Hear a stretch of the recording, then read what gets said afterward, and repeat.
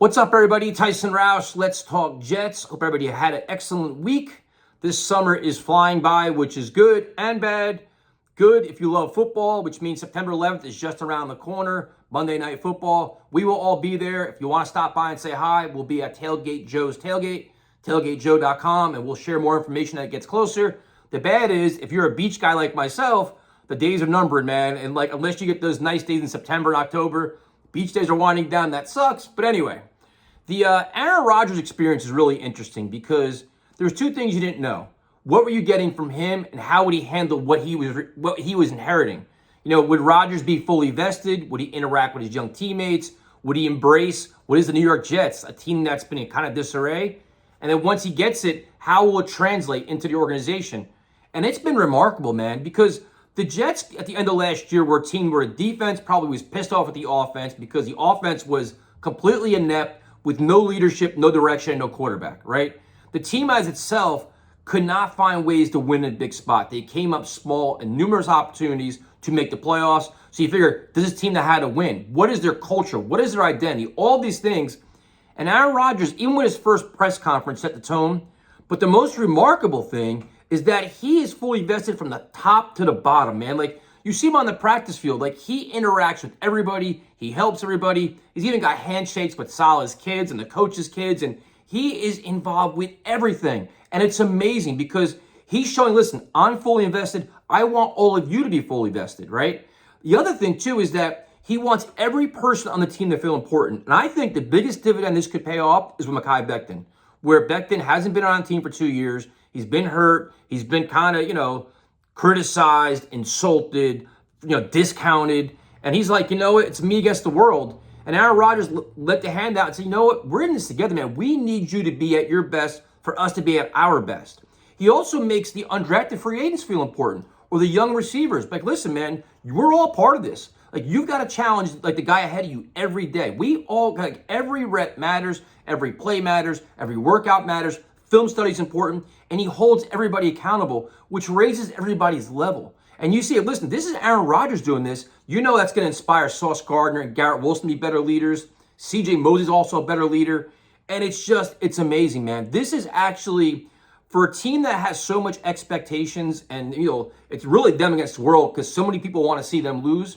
It seems like Aaron Rodgers actually galvanized them and unified them, where they're a united team, they're a close-knit group, and they're ready to take on all these challenges. And when they face some adversity, I think they're going to be ready for it. I really do. And this isn't being a Jets fan that's biased. I think there's enough leadership here where you have all these guys. Like I mentioned, you have a Quinnen Williams here too, a DJ Reed.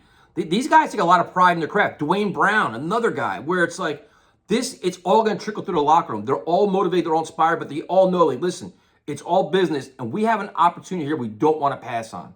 So, this is amazing. I had my questions about Aaron Rodgers coming here, as people like to mention in my past videos.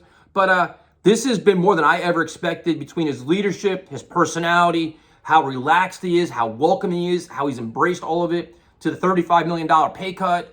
This is it's like a football dream at this point, right? So you look at Saturday night, Jets-Giants. The most important thing is get out of the game healthy. That is paramount. I don't care if Rodgers throws 3 interceptions. Get out of the game healthy. After that, a couple things you want to look for. Mekhi Becton at right tackle. He's starting, and you want to see him get as comfortable as possible, be physical, and keep building up his confidence. You only got a couple weeks left. That's good. I doubt Dwayne Brown's going to play as of this video, so you have 4 out of 5 starting. You're wondering what the roster status is of a Billy Turner, man, because he's kind of struggled. Max Mitchell has struggled. Don't mind those sirens going by right now. The running backs, it seems like Zonovan Knight could be on the hot seat in terms of making the roster, but does Izzy's injury buy him time? Or is this going to be a showcase game where they say, you know what, I doubt Dalvin Cook, I don't think Dalvin Cook and Breece Hall are playing. So you got Michael Carter, Zonovan Knight. Does this Zonovan Knight showcase game, or does he have a chance to actually make the roster? Speaking of making the roster, now at wide receiver, Corey Davis retired.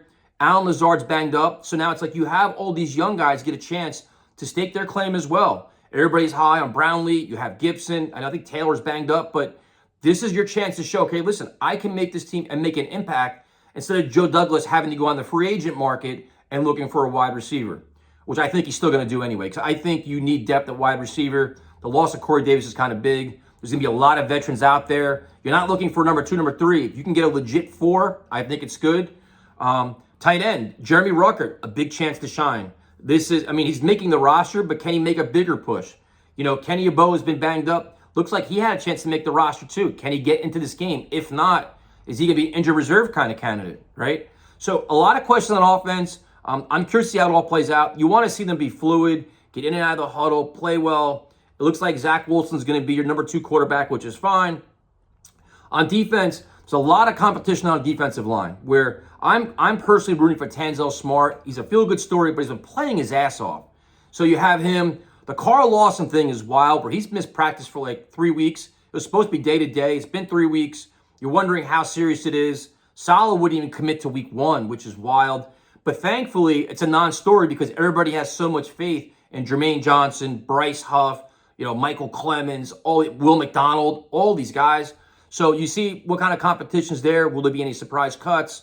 Linebacker, Jamien Sherwood is still earning his stripes. Zaire Barnes, the rookie, is making an impact. I think your linebackers, you know who they are. In terms of depth, I wouldn't be surprised the Jets tinker a little bit there once once all the cuts start happening.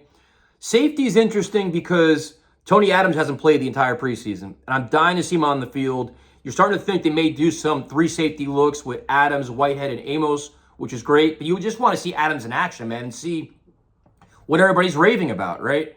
The corners, we know are all set. We got Reed, Sauce, and Michael Carter. Brendan Echols is suspended week 1, so he's going to be out. I really like what Westmoreland's been doing, so hopefully he gets a chance to showcase. I don't think Bryce Hall's making his team, but he's got a chance. Like, this is like your final, like, it's like your what do they call it? The dress rehearsal. Sorry, man, I'm tired. So it's like, this is your last chance to stake your claim. You wonder how many roster spots are truly up for grabs going into this game. I'd say maybe 3 or 4, maybe, right? You don't really sure because even though you get your final 53 on Tuesday at 4 o'clock, there's going to be a lot of changes made after that. It's not like, it's like you're there, you establish your practice squad, but there'll be a lot of roster gymnastics after that. So I'm looking forward to Saturday night. You're curious to see how they all play. I'm thinking you're going to see a pretty physical, you want to see like a solid performance. I think they'll come out motivated. The stadium there would be energy in the stadium. There'd be a lot of energy. But most importantly, just get out of the game healthy, man. And let's get to week 1, right? And we can just really embrace what is probably the most exciting Jets season in probably a decade, right? So if there's anything you're looking for, let me know. I tried to cover a lot of things in a short amount of time, and I'll talk to you later.